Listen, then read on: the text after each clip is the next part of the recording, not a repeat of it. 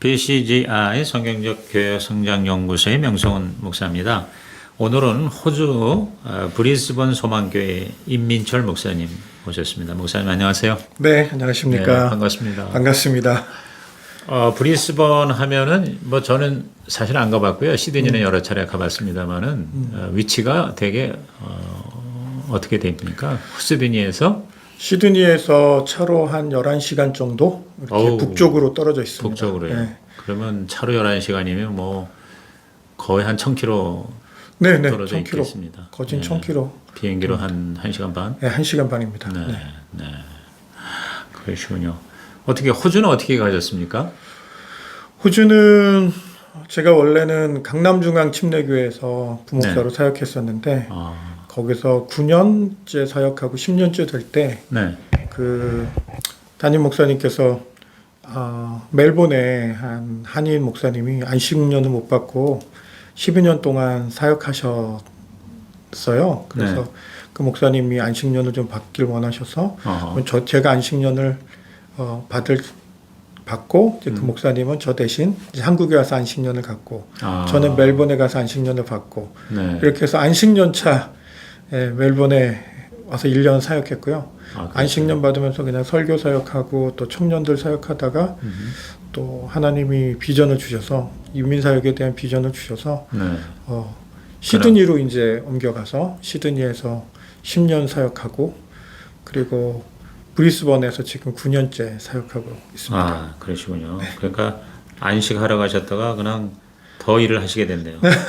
그러면 이제 호주에 지금 현재 소망교회는 부임을 하신 네, 그렇습니다. 부임한 교회입니다. 그래서 부임하신 지가 지금 9년 차가 되고요. 네.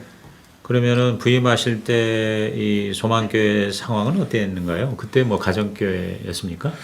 가정교회는 아니었고요. 일반 전통교회였고 교회가 좀 어려운 상황이었어요. 목사님께서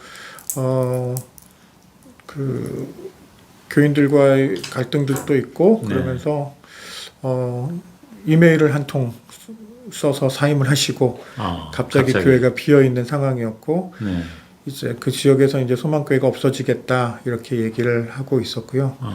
저는 그 시드니에 있는 선배 목사님께서 설교자가 거기 없으니까 이번 주에 가서 설교해주고 와라 이렇게 말씀하셔서 설교하러 그곳에 이렇게 올라가게 됐어요. 그래서 설교하러 올라가게 됐다가 그곳에 이제 성도님들이 저희 교회 담임 목사님으로 주시면 안 되겠냐 이렇게 말씀하셔서 이제 저는 그때 시드니에 섬기고 있는 교회가 있었는데 하나님께 기도해 봐야 한다 이렇게 하고 그때 저는 이제 가정교회 사역에 항상 열정을 내고 있어서 네, 그래서 가정교회 사역을 나는 하는 게 목회 비전이다. 협력해 줄 수 있냐 이렇게 했을 때 성도들이 목사님이 하시는 사역이면 뭐든지 협력하겠습니다. 이렇게 해서 그때 제가 왔을 때 성도가 청년들 아이들 포함 한 25명 이 정도 있었어요. 네, 그래서 25명 물론 출석이 그렇다는 거죠.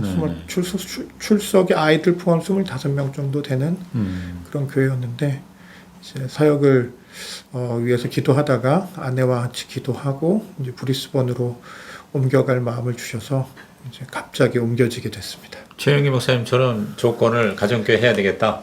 네, 그렇죠. 네, 그러고 가셨네요. 네, 맞습니다. 그러면 그 전에 시드니에서 뭐 섬기셨다고 하는 그 교회가 가정교회였어요? 아닙니다.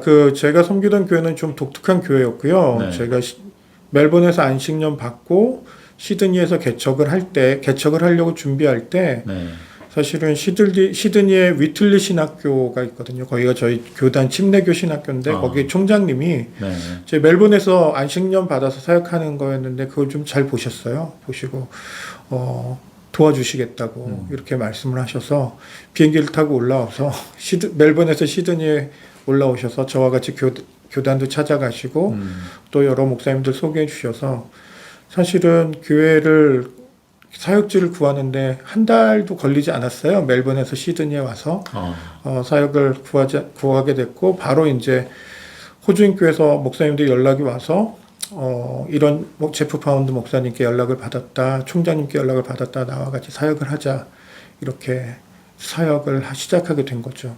근데 그때 그 교회는 그 당시에 저 시드니 북부에 있는 체르부룩이라는 교회였었는데 그 교회는 좀 한 출석 성도가 호주인이 한 450명에서 500명 네. 되는 그런 교회였어요. 거기에 한인 네, 거기에 이제 회중이 한인 부서를 있었네요. 맡은 그 목회자로 와서 사역해 줄 수 있겠느냐 이렇게 해서 시작을 했고요. 근데 그 목사님이 이탈리안이었는데 저한테 제안을 했어요. 그러니까 자기도 이탈리안이지만 지금은 아버지와 다른 신앙을 가지고 있다. 아버지는 카톨릭이고 자기는 침례교 목사가 되었는데 이유가 뭐냐면 언어의 차이가 크다. 그래서 부모님은 한국말로 신앙생활을 하고 자녀들은 영어로 신앙생활을 하는 그런 다음 세대를 위한 교회를 세워가면 어떻겠냐. 아하, 이렇게 네. 제안을 해 주었고 그때 이제 이민교회를 1년 정도 경험한 입장에서는 굉장히 비전이 있게 들렸어요. 네, 그래서 그곳에서 이제 사역을 시작했는데 문제는 저를 불렀을 때 저는 성도가 되게 많은 줄 알았어요. 근데 한 명밖에 없더라고요. 한 명, 한국인 아주머니 한 명이 계셨는데 아하, 그래요. 그 한 명이 영어 배우로 그냥 오시는 영어 배우기 위해서 호주인교회 참석하시는 그 분이셨어요. 네. 그런데 그분을 소개시켜 주면서 이분을 데리고 시작을 하라 이렇게 하더라고요. 저는 저를 불러서 무슨 교인이 있어서 부른 줄 알았는데 그게 아니었어요. 근데 그 한 명을 데리고 이제 성경 공부를 시작했고 그 당시엔 가정교회가 아니었으니까요. 성경 공부를 시작했고 그 당시에 저는 이제 제자 훈련에 굉장히 많은 사역적 관심을 가지고 있었고 또 한국의 강남중앙 침례교회 사역할 때도 젊은이 사역들을 많이 하고 있었어서 교육 담당 목사였고 그래서 가르치는 것을 굉장히 기뻐했어요. 그래서 그 한 명을 놓고 가르치는데 그 한 분이 혼자 오기 창피하다 이러면서 그리고 너무 부담스럽다 이래서 동네에 있는 아주머니들을 불러오기 시작하고 또 그 아주머니가 또 다른 아주머니를 불러오고 이러면서 교회는 이민교회지만 좀 급격히 성장했었어요. 그때 한 2년 사역하니까 60명 작년 60명 정도 됐었고 그리고 아이들 포함하면 이제 한 3년 정도 지났을 때는 거진 100명이 좀 넘었었어요. 네.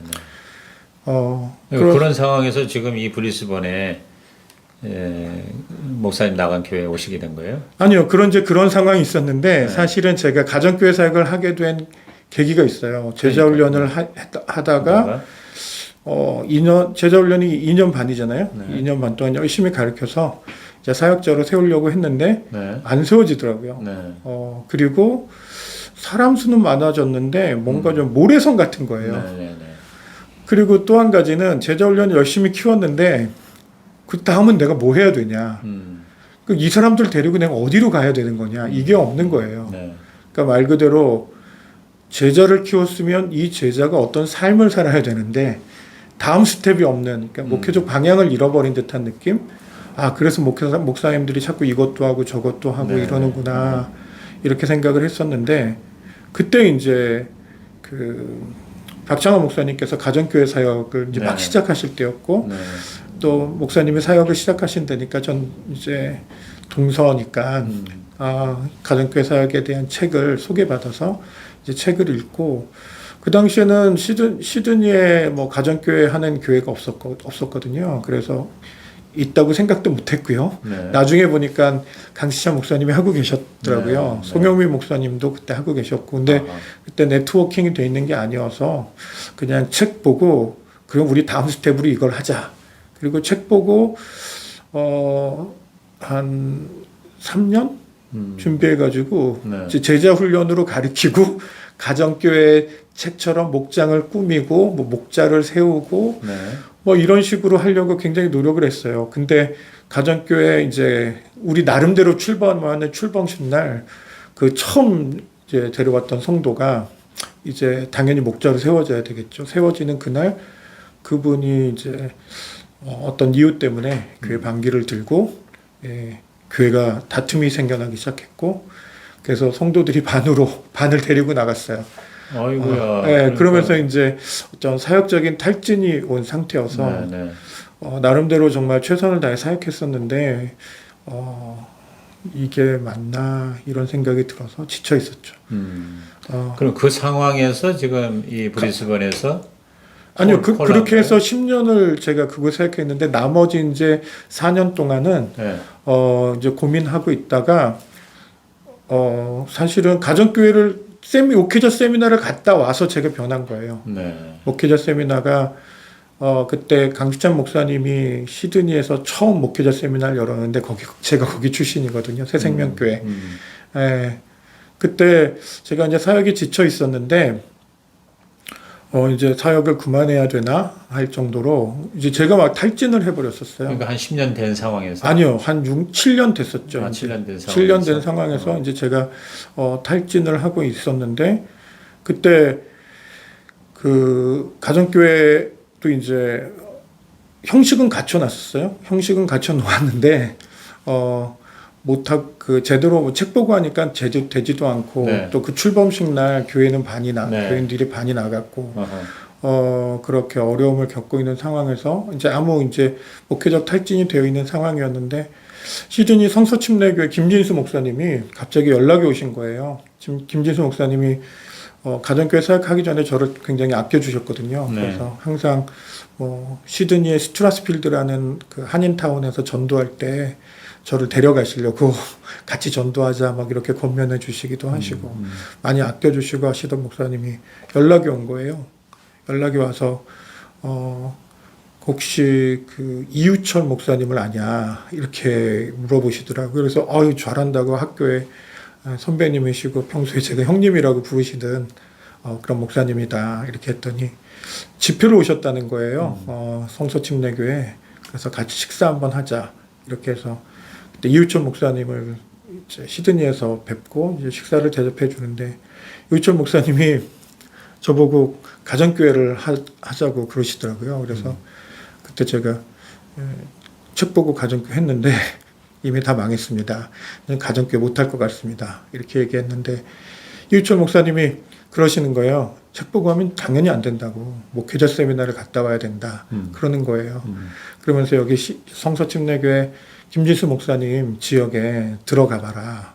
이렇게 막 강권하시는 거예요. 근데 이유철 목사님하고는 대학 다닐 때 같이 농구도 하고 막 이제 형님처럼 이렇게 모셨던 분이라서 못하겠습니다. 이런 말 못하겠어가지고 그럼 제가 한번 참석해 보겠습니다. 이렇게 얘기를 해서 이제 이우철 목사님 돌아가시고 이제 다시 미국으로 가시고 아내랑 이제 처음으로 지역 모임에 김진수 목사님이 사역하시는 지역 모임에 참석하게 됐어요. 근데 거기 지금 박종호 목사님, 그다음에 이완우 목사님, 이런 몇몇 목사님이 계셨는데 지금도 기억이 나는 게 있어요. 첫 지역 모임에 갔는데 네. 일단은 다른 목사님들 모임이랑 너무 달랐어요. 그러니까 권위적이지 않았고 굉장히 자연스러웠고 식사를 하는데도 굉장히 편하게 식사를 했고 따뜻했어요. 굉장히 따뜻했고 또 목회를 나누더라고요. 보통 목회를 감추잖아요. 근데 목회를 나누는 거예요. 힘들고 어려운 일 얘기하는데 문제는 거기 계신 목사님들이 사실은 교회들이 그렇게 크지 않았어요. 저희 교회 지금 반쪽 난 저희 교회보다도 그렇게 크지 않은 교회였는데 목사님들이 행복하다 그러는 거예요. 사역을. 근데 제가 그게 마음에 걸렸어요. 어떻게 목회가 행복할 수 있냐.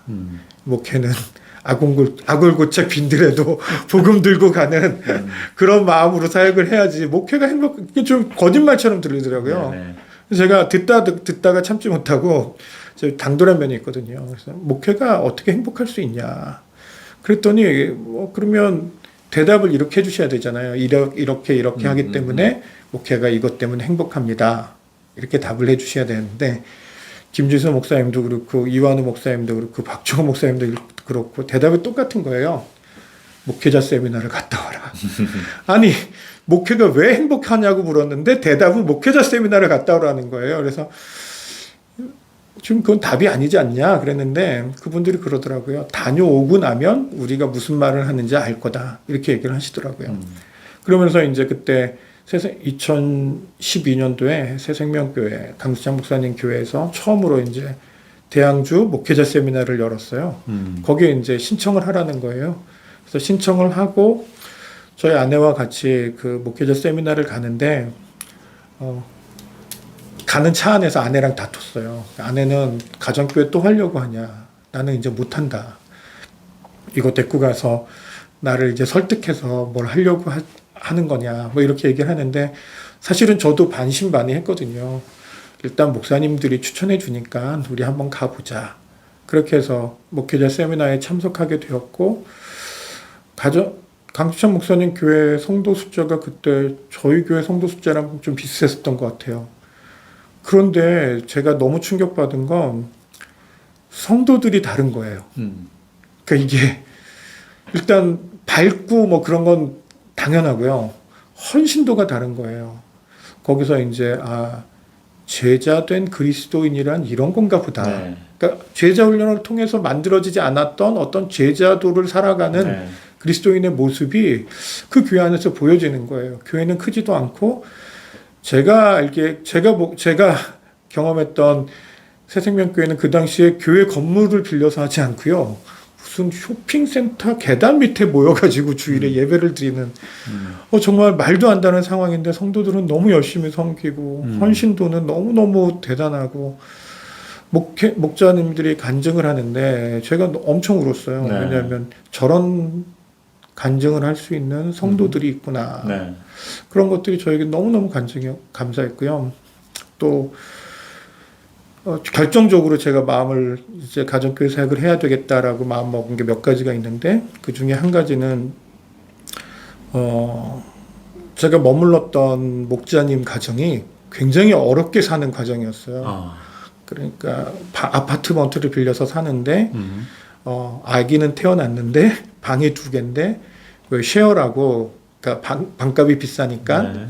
다른 사람을 들여서 방 하나를 빌려주는 렌트를 네. 빌려주는 네. 그런 쉐어를 하는 그런 상황에서 한 방은 쉐어생에게 내어주고 거실도 또 쉐어생이 하나 있더라고요. 커튼 치고 거기서 잠자고 있고 그런데 저희가 딱 들어갔는데 저희는 안방을 내주는 거예요. 아기도 데리고 있는데 그래서 아니 우리 때문에 그러지 말고 저는 목회자 세미나면 무슨 뭐 컨퍼런스 센터나 이런 데서 하는 줄 알았는데 잠을 목자 집에서 잘 거라고는 상상을 못 했거든요. 네. 근데 목자 집에 가서 그날 밤 보내는데 목자는 거실에서 소파에서 자고 아기 데리고 아기는 예방접종 그날 하고 와가지고 계속 울고 저랑 아내랑 방에 이제 들어있는데 나가지도 못하겠는 거예요. 방 밖에 미안해서. 그래가지고 다음날 아침에 그러지 말고 들어가서 자라. 우리 거실에서 자도 된다. 그랬는데도 이런 말을 하는 거예요. 제 기억에 남는 게 제가 섬김 받았기 때문에 섬겨드려야 합니다. 이런 말을 하시더라고요. 그래서 평신도 입에서 이런 말을 하는 것이 가능한가? 이런 생각이 들었어요. 그리고 이제 토요일인가?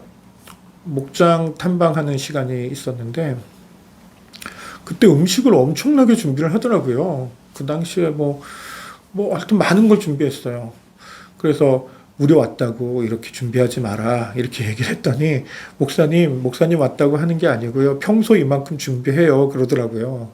그래서 아니 이렇게 하려면 돈이 상당히 들 텐데 이걸 어떻게 매주 준비를 하냐 보니까 아침에 스시를 마는 목자님이었는데 아침에 가서 스시 말고 하루 종일 저녁에 일하고 5시에 퇴근하는 그래서 너무 오래 서 있어서 족저근막염이 온 그런 목자님이었어요. 그래서 아니 이렇게 해서 밥을 먹일 필요까지 있냐라고 했는데 두 번째 충격적인 말을 들었어요. 그게 뭐냐면 이렇게 밥 먹어서 영혼 구원할 수 있다면 먹일 수 있죠. 야 이거는 목회자 사모도 하기 힘든 말인데 목자랑 목녀가 아기 데리고 하면서 그런 말을 하는 거예요. 이렇게 밥 먹여서 영혼 구원할 수 있다면 충분히 할 수 있다고. 그래서 굉장히 두 번째 충격을 받았어요. 그 세 번째 충격은 뭐냐면 목장을 하는데 저는 목장을 굉장히 멋있게 할 줄 알았거든요. 근데 생각보다 목장을 못 하는 거예요. 목장을 못 하는데 그 목장 내용이 전부 어떤 거였냐면 너 전도 언제 할 거야? 그 친구는 어떻게 만났어? 뭐 이런 거 묻고 그러더라고요. 사역적인 걸 묻는 거예요. 그런데 그 해에 그 목자가 11명 세례를 줬대요. 작년 한 해 동안에.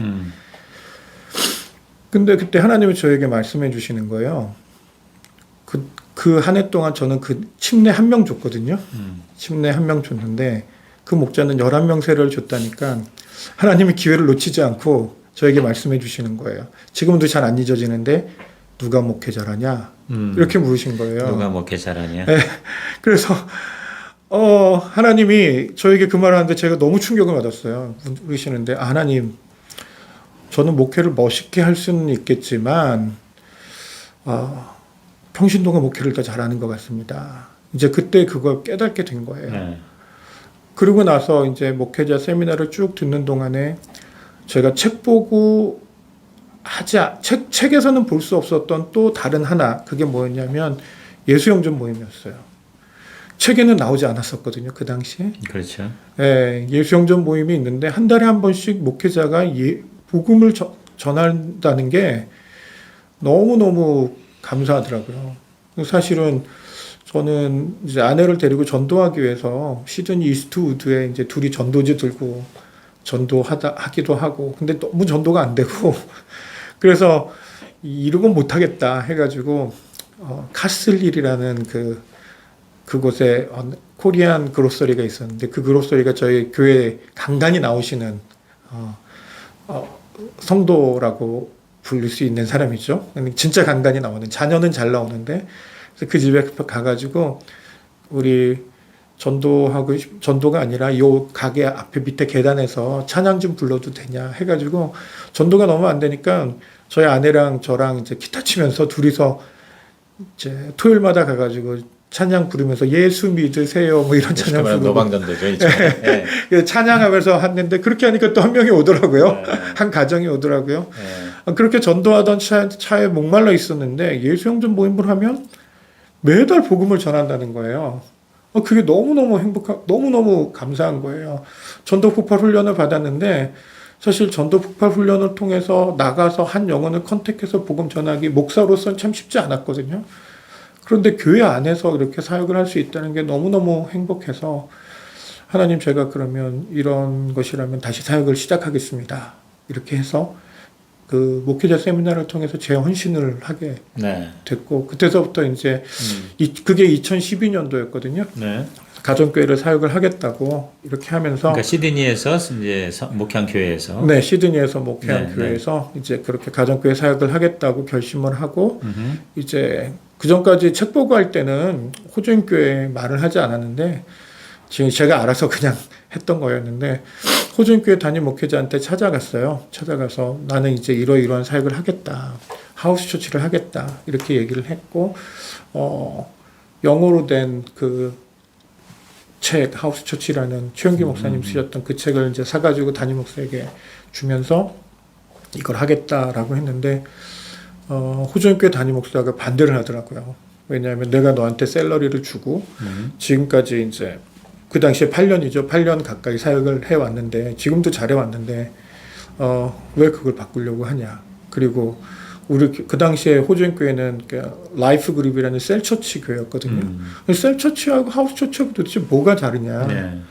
근데 저는 많이 다르다고 생각을 했거든요. 일단 식사를 매일 하는, 집을 열어가는 그런 모임이고, 가족이 모이는 거고, 또 목장이 사역을 하는 곳이잖아요. 모여서 쉐어만 하는 게 아니라. 네. 그래서 사역을 하기 위해서 선교지도 정해야 되고 선교비도 보내고 싶은 마음이 있는데, 그 호주인교회에서는 선교비를 너희가 보낼 수는 없다. 우리 교회에 있는 미션 부두를 통해서만 보내야 된다. 이렇게 얘기를 하더라고요. 그래서 이제 거기서 갈등이 생기기 시작했고, 그렇게 이제 아규잉이 좀 되다가 호주인교회에서 그러면 너가 하고 싶은 대로 하는데 단 하우스 처치는 쓰지 마라, 이름을. 그냥 라이프 그룹이라고 불러라. 이렇게 얘기를 하더라고요. 그래서 이제 그렇게까지 타협은 됐는데, 그래도 여러 제약이 있었어요. 그리고 나서는 이제 호주인교회에서 저에게 그럼 너가 한인 사역만 하지 말고 아시안 그룹을 다 맡아라. 이렇게 해가지고 아시안 그룹까지 이제 하게 됐는데, 아시안 그룹은 이제 그 당시에 말레이시아, 싱가포르, 중국 뭐 이런 분들이 사역을 하고 있었거든요. 그래서 거기는 제가 매주 못 모이겠더라고요. 그래서 한 달에 한 번씩 모여서 목장처럼 이렇게 쉐어를 했고요. 그 당시에 이제 시범 목장으로 저희 집에서 이제 모임을 하고 있었고, 생명의 삶 이제 시작했고, 예수영전 모임을 막 시작하고 있었어요. 근데 호전교에서 이제 계속 트러블이 생기는 거예요. 그래서 10년치가 딱 됐을 때 이제 시범 목장하고 10년차 됐을 때 그때 하나님께 기도하고 있었어요. 하나님, 제가 이 교회에서 계속해서 이 사역을 하는 게 맞습니까? 이렇게 기도를 하고 있었거든요. 그런데 호주인교회에서 저를 하루 불러서 우리가 너에게 서포트를 했고 10년 동안 사역을 했는데 너희가 이 교인 처치 멤버를 데리고 나가서 개척하면 안 된다. 이렇게 얘기를 하더라고요. 그래서 그런 일 없을 거다. 나는 그러지 않을 거다. 이렇게 얘기를 했었거든요. 호주인교회에서는 좀 걱정을 했어요. 제가 이제 이 처치 멤버들을 데리고 이제 나아가는 것을 그래서 또 다른 한인교회를 세워가는 것을 호주인교회 안에서는 예전에 중국인 교회가 몇 번 이렇게 한 적이 있어서 굉장히 좀 충격을 받은 상태였거든요. 그래서 나는 그렇게 하지 않을 거다. 그러면서 이제 하나님께 기도만 하고 있었어요. 그러던 차에 이제 제가 10주년 창립 예배, 창립 기념 예배를 드리고 그 다음 주간에 이제 브리스번 소망교회 설교하러 왔다가 아하. 그 시점이 그렇게 맞은 거예요. 타이밍이. 그런데 저는 이제 하나님께 기도하고 있는데 그 교회 성도들이 목사님이 와서 사역해 주시면 뭐든지 따라하겠습니다. 이렇게 말씀을 해주셨고 그렇게 해서 이제 제가 그러면 하나님께 기도하는데 저희 아내와 저에게 동일한 말씀을 주셨어요. 예, 브리스번으로 옮겨가는 것에 대해서. 그래서 이제 내려가서 호주인 교회 얘기를 해서 저는 이제 사역을 사임하겠다. 그리고 당신들이 원하면 내가 여기 코리안 목사를 세워놓고 가겠다라고 했는데 코리안 목사 세우는 건 우리가 알아서 할 테니까 너는 가라 이렇게 얘기를 해서 제가 사임을 하고 브리스번으로 와서 소망교회를 시작하게 됐죠. 네. 9년 차라면 그게 2014년이 되겠네요. 그렇죠. 2014년에 오게 된 거죠. 네. 그래서 2014년에 지금 9년 차 소망교회 그래서 20여 명 모인 그곳에 가셔서 이제 본격적으로 그 충격적으로 받은 목회자 세미나에 가정교회 오리지널 그대로 하려고 최선을 다 하셔서 지금 이르게 된 거군요. 네. 근데 옮겨갔을 때 최영기 목사님의 개인적으로 이메일을 주고받으면서 서두르지 마라 이렇게 얘기를 하시는 거예요. 아마 최영기 목사님은 제가 막 밀어붙일 거라고 생각을 하셨던 것 같아요. 그래서 근데 도움은 됐어요. 서두르지 마라. 그래서 부임하고 1년 동안 준비를 했어요. 그러니까 시범 목장, 그러니까 원형 목장처럼 하고 제가 간 다음 달부터 시작한 건 예수영전 모임, 매일 예수영전 모임을 했고요. 그리고 한 4개월 후에 이제 생명의 삶을 쭉 하기 시작했고 그리고 6개월 후에 시범 목장을 하기 시작했고요. 시범 목장 하면서 이제 생명의 삶 마쳤던 분들 중에 네 분, 5분 이분들을 이제 모여서 시범 목장을 하게 됐거든요. 시범 목장을 하게 됐는데 그분들이 오다가 자기들만 하기 뭐하다고 또 다른 성도들도 됐고 해서 시범 목장이 나중엔 또 한 8가정 이렇게 모이게 됐었어요. 근데 그 중에서 이제 4가정만 선택을 해서 목장을 1년 후에 정확히 1년 후에 2015년이네요. 2015년 8월에 제가 2014년 8월에 부임해 갖고 2015년 8월에 이제 목장 출범을 하게 됐습니다. 그럼 그때 4개의 목장으로 출발했네요. 네, 그러면 4개 이제 가정교회 실제로는 8년 차네요. 네, 가정교회는 8년 차입니다. 8년 차고 지금 현재 그 4개의 목장이 지금은 목장 수가 14개. 14개로 그렇게 이제 성장을 하고 그리고 목자들도 많이 세워지고 그러니까 뭐 언제 어떻게 목회했는가는 뭐 그냥 듣지 않아도 대강 이렇게 그림이 그려집니다. 그렇습니까? 이제 지금 시드니에서 목회자 세미나에서 받은 그 충격, 정말 그렇게 섬김을 받아서 섬기는 것, 그리고 영원고 난 다음에 뭐 얼마든지 밥을 해줄 수 있다는 것, 그 다음에 그 목장 자체가 11명이나 세례를 주는 목자. 자, 평신도 목자가 더 목회 잘하냐, 목사인 네가 더 목회를 잘하냐 하는 그 하나님의 어떤 질책과 같은. 그래서 이제 거기서 이제 도전을 받아서 안 되겠다. 그렇게 해서 지금 이렇게 이르게 됐네요. 그 브리스번에 지금 지역 목자가 되셨다고 제가 들었는데요. 네, 맞습니다. 가정교회가 몇 개가 됩니까, 브리스번에? 지금 브리스번에는 10개 교회 정도가 가정교회 사역을 하고 있고요. 5개씩 5개씩 지역을 하고 있고 브리스번에 한인이 한인교회죠, 현재로서. 네, 맞습니다. 한인이 몇 명 정도 살아요? 정확한 숫자는 알 수 없는데요. 대략 한 2만 명 정도 2만 명. 있다고 하고 한인교회는 정식적인 교회, 이제 뭐 교육자 연합회에 모여 있는 교회는 25교회가 그렇죠. 있고요. 한 20개 정도. 그런데 지금 이제 요즘 급격하게 교회들이 생겨나고 있어요. 그러니까 작은 교회들, 개척하는 교회들, 이제 시드니나 멜번에서 타 주에서 와서 개척하시는 교회들이 많아서 지금은 한 40개가 넘는 것 같습니다. 그래요. 그러니까 브리즈번이 이제 이렇게 한인 유입이 점점 많아지는 그렇죠. 네. 한인 유입이 성장하는 많아지고 있고 또 이번 코로나 기간 동안에 브리스번이 그 저희가 살고 있는 브리스번이 퀸슬랜드주인데 퀸슬랜드가 굉장히 대처를 잘했어요. 그래서 좀 코로나에서 좀 자유로운 도시처럼 그러니까 주 외곽은 다 록다운을 시키고 주 안은 이제 풀어주고 굉장히 그러면서 좀 경제도 많이 활성화되고 그러면서 다른 주에서 이제 많이 이주를 해온 거고요. 네. 그래서 한인 인구는 계속 늘어나고 있는 추세입니다. 그러시군요. 그리고 2030년에 또 올림픽이 거기서 열리거든요.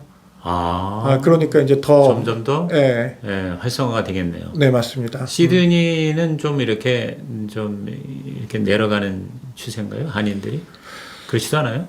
아무래도 내려가지는 않겠죠. 네. 시드니인데요.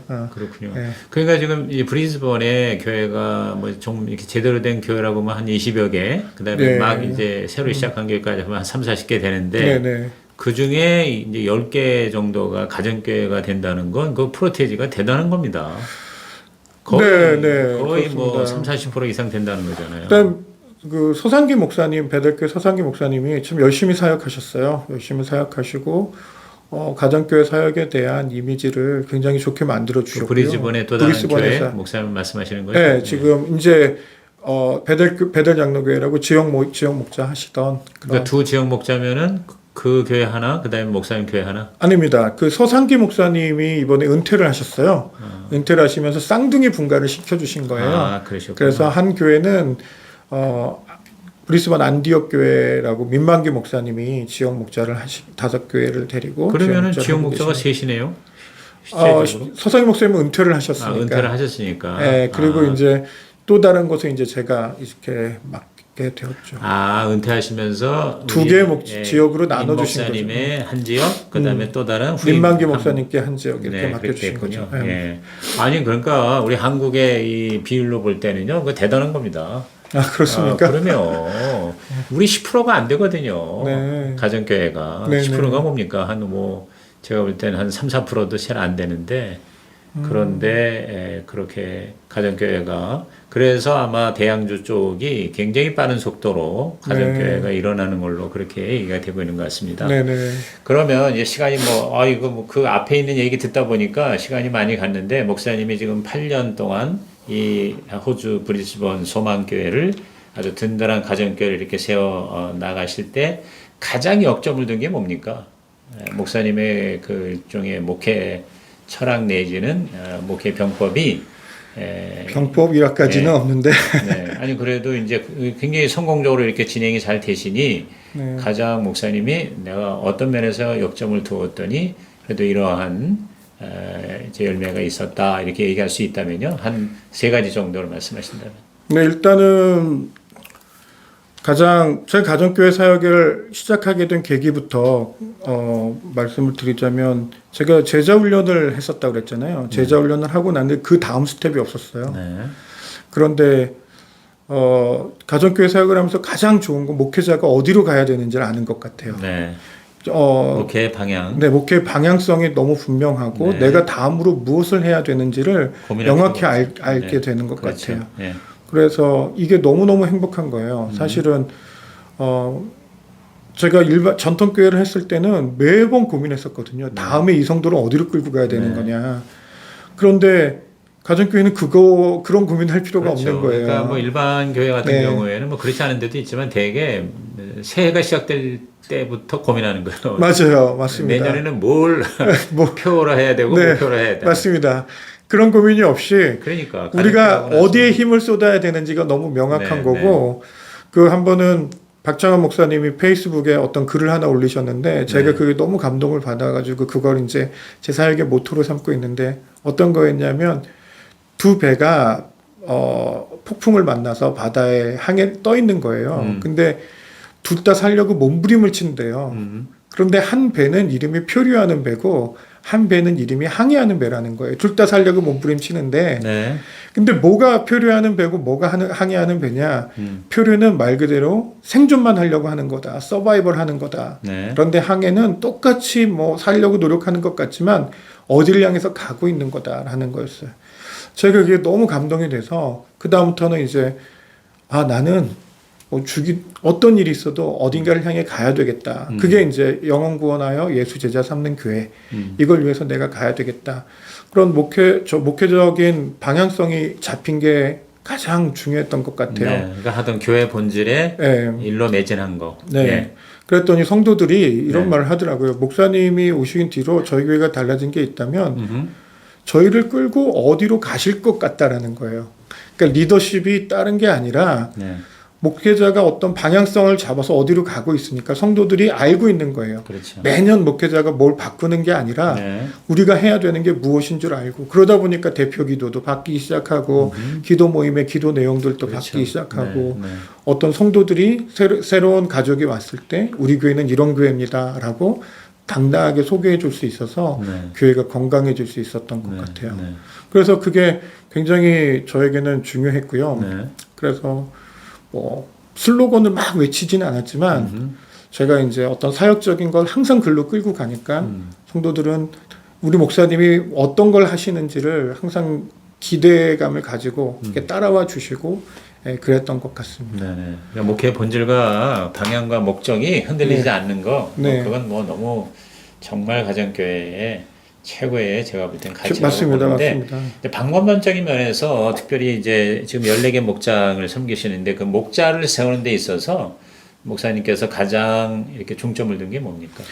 일단 저는 이제 목자들이 가정교회에서 가장 중요하잖아요. 그렇죠. 제 제자이기도 하고 그럼요. 예. 또 다른 제자를 만들어갈 그런 주님의 제자이기도 하고 그래서 목자들이 지치는 걸 굉장히 두려워했어요. 사실은 목자들이 지치지 않게 하려고 굉장히 노력을 했고 그 목자를 지치지 않게 하기 위한 가장 효과적인 방법은 뭡니까? 일단은 만날 때마다 네. 잘하고 있어 격려와 칭찬해줬어요. 칭찬. 네. 사실은 못하는 목자도 있잖아요. 그럼요. 근데 사실은 목자들 믿어줘야 되는 게 못한다고 못하는 게 아니라 그 마음엔 잘하고 싶은 마음이 항상 있거든요. 그럼요, 맞습니다. 그래서 그럴 때마다 괜찮아, 잘하고 있어. 괜찮아. 조금 지나면 정말 괜찮아질 거야. 이렇게 얘기를 해줬는데 오히려 목자들이 그럴 때 힘을 많이 얻었다고 네. 하더라고요. 네, 근데 네. 정말 좀 지나니까 회복이 되더라. 이렇게 말해 주어서 목자들이 지치지 않게 하려고 굉장히 노력을 했고요. 네. 목자들이랑 같이 놀기도 많이 하고 네. 뭐 그런 시간들 많이 가졌습니다. 네. 그리고 평신도 세미나를 보내려고 정말 많이 노력을 했어요. 평세를 열심히 보냈다. 답은 네. 평세라고 보면 될 것 같아요. 네, 맞아요. 그래서 예. 평세 처음 보내는 건 어려웠는데 처음 보내고 난 목자들이 변화돼서 어쩐 가정교회 정신에 이렇게 딱 입각해 와가지고 사역을 시작했는데 그래서 저는 그 새생명교회하고 송영민 목사님 섬기는 그 수정교회가 너무 고마워요. 평소에 그 교회를 갔다 오면 네. 저보다 더 불타올라가지고 목사님 우리 교회 이렇게 해야 돼요. 막 이런 목자들이 생겨나고 그러면 저는 오히려 아니야 천천히 가야 돼. 우리 그 뱁새가 황새 따라가려면 안 돼. 이렇게 얘기하면서 이제 한 스텝 가려고 네. 노력을 했고요. 네. 목자들이 그때마다 많이 힘을 얻고 평소에서 가서 방향성을 찾았던 것 같아요. 네. 그래서 목자들을 세우는 데는 가장 중요한 건 평세였고 지금은 이제 그 평세를 갔다 온 목자들이 또 다른 성도들에게 평세를 보내려고 목원을 목원을 평세를 보내려고 정말 노력하고 있어요. 네. 그래서 지금은 평세가 신청이 리밋이 있어서 문제지 평세를 다 가고 싶어하는 그런 상황입니다. 네. 하여튼 뭐 얘기하다 보니까 너무 많은 시간이 지나서 여기서 이제 마무리하는데 결국은 목회에 흔들리지 않은 방향과 함께 목자를 지치지 않게 사실 왜 좀 더 잘하면 좋겠는데 왜 저 모양 이런 마음을 목사가 갖기가 참 쉽거든요. 근데 진심을 담아서 그 목자가 그렇게 애를 쓰는 것을 국리를 여기고 그걸 격려하고 괜찮아 이렇게 인정해 주는 거. 그다음에 실질적으로는 하여튼 무조건 평세를 많이 보내면 그게 답이다. 맞습니다. 예. 한번 제가 이 브리스번 소망교회 실제 가보고 싶습니다. 네, 꼭 오십시오. 내년 1월에 오신다고 그랬으니까 꼭 방문해 주시면. 사실 오늘 전 처음 알았는데 박창환 목사님하고 동서지간이시고 네네. 또 우리 장모님이 이제 소천하셔서 이제 여기 오셨는데 잠깐 이렇게 시간을 내서 오늘 귀한 말씀 너무 감사하고요. 감사합니다. 앞으로 이 소망교회가 정말 대양주 모든 교회의 소망이 되기를 진심으로 축복합니다. 감사합니다. 네, 감사합니다.